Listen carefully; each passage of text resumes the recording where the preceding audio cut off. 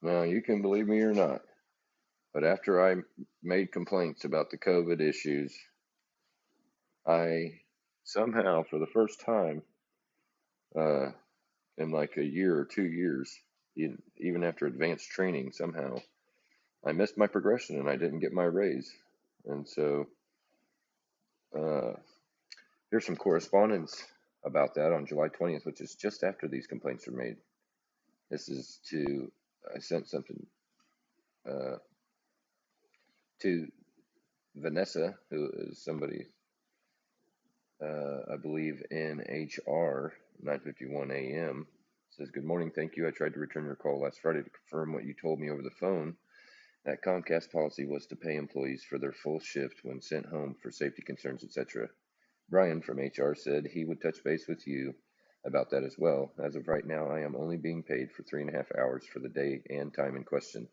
As far as I know, I am only allowed access to my work email and phone until sometime tomorrow. Brian is filing a workman's compensation claim on my behalf for the anxiety and stress, but I told him I wasn't sure that was what I wanted to happen.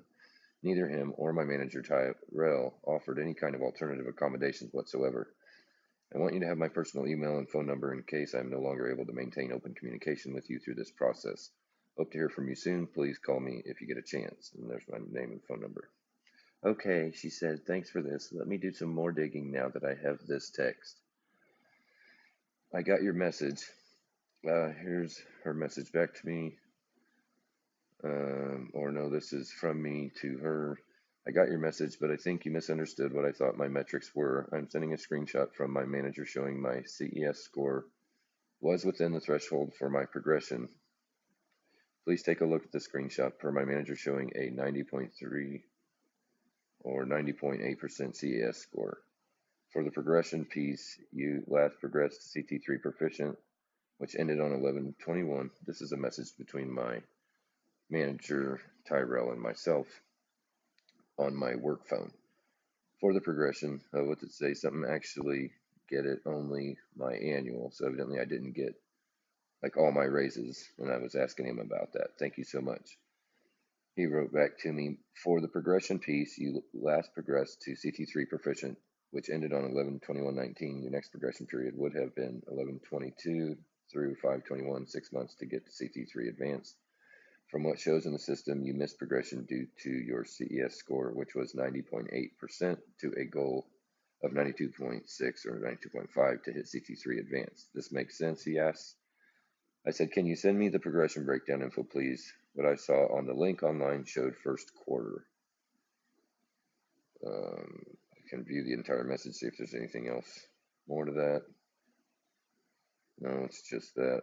With that, if you look at the progression sheet I sent you, the CES requirement is 88.25. Let's see. This lady writes back, "Great, thanks for the contact info. Brian can only initiate the claim, but the process of determining what works best for you regarding accommodations comes after you have initiated the claim and at guidance of the workers' comp folks. I will double check with Brian on your pay for the full shift and will give you a call once I have additional information on that piece. The progression handout that you have showing the CES requirement at 88.25% is outdated, unfortunately. The metric you were held to is, as Brandon stated, 92.5%.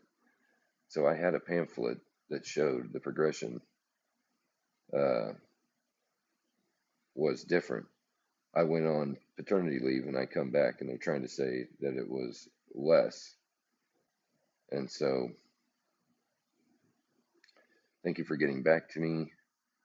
Can you please find out when that progression sheet was updated and if the technicians received a copy?" And so that was kind of an issue that I had, was that I didn't have access to it. "Can you please send me a copy of the most current and most recent progression charts? Thank you so much."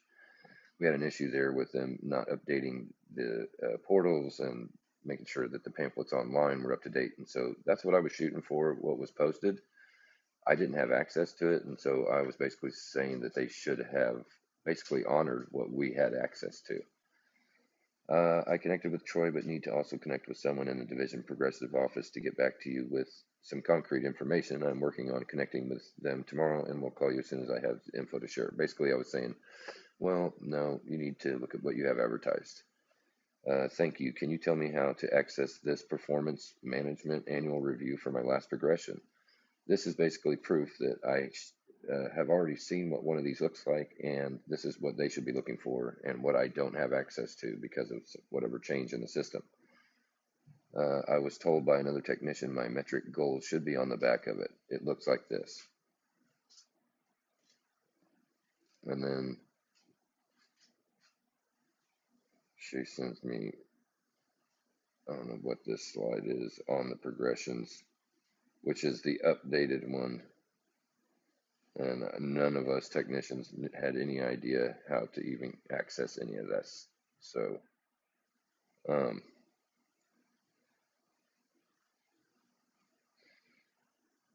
you can see some of my numbers in there, but obviously I was a fucking awesome technician. My productivity was 84%. My CES, that's my goal 92. I was at 90.8. I mean, that's almost a 91. I mean, after just completing my advanced training, the reason that my metrics were down, even just a little bit into the lower 90s, was because I had spent some time doing advanced troubleshooting and for smart home and home security. I had spent a little time, a couple weeks off of doing my normal job to go do advanced training to qualify for my promotion in the first place. And so that actually brought some of my productivity down because they didn't include my time on training for advancement, my advanced training towards my productivity. And so that killed my progression and cost me my raise. And I'm not sure that, how this happened to where I got screwed out of my raise, but it was right after making a complaint. And I just wanted to make a note of that. Here you can see on July 7th, 2020, I signed up immediately when I went home. When I was sent home and figured I was going to be on unpaid leave, I got signed up for unemployment because it was COVID related, because it had to do with work, and I was understood that everybody that filed would qualify for whichever reason if it was work related to COVID.